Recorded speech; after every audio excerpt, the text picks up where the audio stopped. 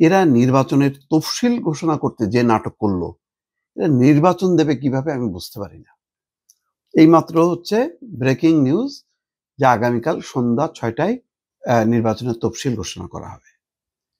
ধারণা করি যে 12ই ফেব্রুয়ারি নির্বাচন। তো এটা আমরা জানতেছি, কিন্তু এই যে রাজনৈতিক একটা অনিশ্চয়তা, দৌড়ঝাঁপ, এই রাষ্ট্রপতির কাছে যাচ্ছে সিইসি সহ কমিশনাররা, এই যাচ্ছে প্রধান উপদেষ্টার কাছে, এই যাচ্ছে প্রধান বিচারপতির কাছে। ভাইরে, একটা নির্বাচনের তফসিল ঘোষণা করার জন্য এত নাটক কেন, এত আনুষ্ঠানিকতা কেন? আর বলতেই পারতেছেন এখন পর্যন্ত। এই কয়েকটা দিন ধরে টেনশন, এর ফলে জনমনের অবস্থাটা কি? পাবলিক নির্বাচন হবে তো ভাই? আসলে কি নির্বাচন হবে ভাই? নির্বাচন কিন্তু হবে না, বলে রাখলাম, নির্বাচন হবে না। কেন হবে না? আরে বুঝতেছেন না? ওই যে ইন্ডিয়া তো চায় না, আমেরিকা তো চায় না, আমেরিকা আর ভারত এক হয়ে গেছে, আওয়ামী লীগকে ছাড়া হবে না, ফলে নির্বাচন হবে না। আর এদিকে তফসিলের এ নিয়ে আজকে রেকর্ড, বিটিভির এই ক্যামেরা ঢুকলো, এই রেকর্ড হচ্ছে, এই রেকর্ড হইল, এই গেল, এখানে গেল, ওখানে গেল, এত তালমাল, মানে এগুলি মানে অসহ্য রকমের। এত অনিশ্চয়তার মধ্যে রাখার মধ্যে একটা তৃপ্তি। দেখেন আজকে আসিফ মাহমুদ সজীব ভুইয়া প্রেস কনফারেন্স ডাকছে, সবাই ভাবলো যে পদত্যাগের ঘোষণা করবে, বলে না, ওই বিষয়টি আমার নয়, ওই বিষয়টি সরকার ঘোষণা করবে। বাহ, যিনি পদত্যাগ করবেন তার কোনো বিষয় না নাকি সরকারের পক্ষ থেকে ঘোষণা করবে? এত নিয়ম কানুনের মধ্যে চললে তাহলে এই ফুসফাস করে নানা রকম বক্তব্য দেওয়া হয় কেন? মাঝে মধ্যে সরকার বিব্রত হয় না? আমরাও তো অনিশ্চিত থাকি, আমরা তো বুঝি না যে এই সরকার কি এনসিপির সরকার নাকি এই সরকার কোন সরকার। অন্তত 2-3 জনের অ্যাক্টিভিটিস, কথাবার্তায় তো মনে হয় যে এটা কোনো অন্য জাতের সরকার। এটা নির্দলীয় না, অন্তর্বর্তীও না, তত্ত্বাবধায়কও না, আজব একটা অবস্থা। এবং চলতেছে ফ্রি স্টাইল।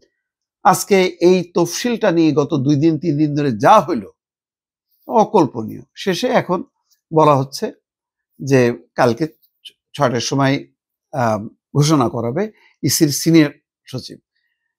তো আজকে না কেন, এটার কোনো ব্যাখ্যা নেই। আজকে দিতে অসুবিধা কি? একটা তফসিল তো, এটা নিয়ে কি কোনো বাধা আছে?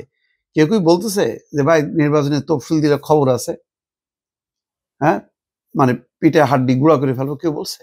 বলেনি। সব দল নির্বাচন চাইতেছে, এখন তো নির্বাচন চায় না এমন কোনো দল নেই। তাহলে এত অনিশ্চিত অবস্থায় রাখার অর্থটা কি? আমি সেটাই বুঝতেছি না।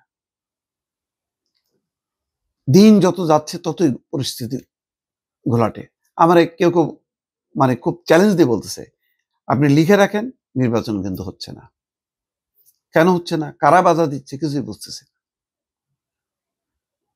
আগে বিএনপি এত আন্দোলন করলো, জামাত করলো, অন্যরা করলো, তখন তাদের এই আন্দোলনের মুখে, আমেরিকার বাধার মুখেও নির্বাচন হয়ে গেল। আর এখন কেউ প্রকাশ্যে বলতেছে না যে নির্বাচন হইতে পারবে না, অমুককে ছাড়া তমুককে ছাড়া। তারপরেও নির্বাচন নিয়ে অনিশ্চয়তা। আর এটা তালে তালে দেখতেছি যে নির্বাচন কমিশন, সরকার আজকে এখানে, কালকে ওখানে, এই ঢুকলো রেকর্ড করতে, এই ভাষণ দিল, এই শেষ করলো। ভাই রে, কেন এত তালমাল? এটা বোঝে যে মানুষ কত রকম অনিশ্চিত অবস্থার মধ্যে আছে, কত রকম শঙ্কার মধ্যে আছে। আইন শৃঙ্খলা পরিস্থিতি তো যা তা, জিনিসপত্রের দাম আর বললামই না। এই অনিশ্চিত রাখাটা কি মানে অন্তর্বর্তী সরকারের দায়িত্ব?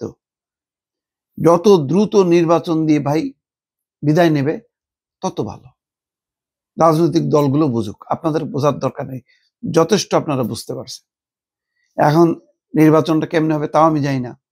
বিএনপির যেই প্রার্থী তালিকা, যেই পরিমাণ আনরেস্ট, এটা কি কেমনে কি করবে আমি তো কিছু বুঝতে পারতেছি না। এনসিপি কি করবে, জামাত কি করবে? জামাতের বিষয়টা বোঝা যায়, এনসিপির ব্যাপারটা আমি বুঝি না। আর একেবারেই বুঝি না বিএনপির এই নমিনেশনটা নিয়ে কি আসলে ফাইট করতে পারবে, এখানে কি পরিবর্তন আসবে নাকি আসবে না। সবই একটা অনিশ্চিত অবস্থার মধ্যে আমরা নির্বাচনী ট্রেন একটা যাত্রা শুরু করলো বা শুরু করতে যাচ্ছে, এখনো হুইসেল দেয়নি। হুইসেল দিয়ে যে স্টার্ট করবে, সেই স্টার্ট করতে পারতেছে না। সেটা তো দায়িত্ব হলো নির্বাচন কমিশনের। বাকি গুলি তো জায়গায় জায়গায় প্যাসেঞ্জার তুলবে, থামবে, শুরু হবে যে যাত্রাটা, সেই যাত্রাটা শুরু হয়েও হচ্ছে না। সেই যাত্রাটা কেমন হবে দর্শক আমরা কেউ কিন্তু জানি না। আমরা একটা অনিশ্চিত নির্বাচনী ট্রেনের যাত্রী চুপ করে বসে আছি প্ল্যাটফর্মে।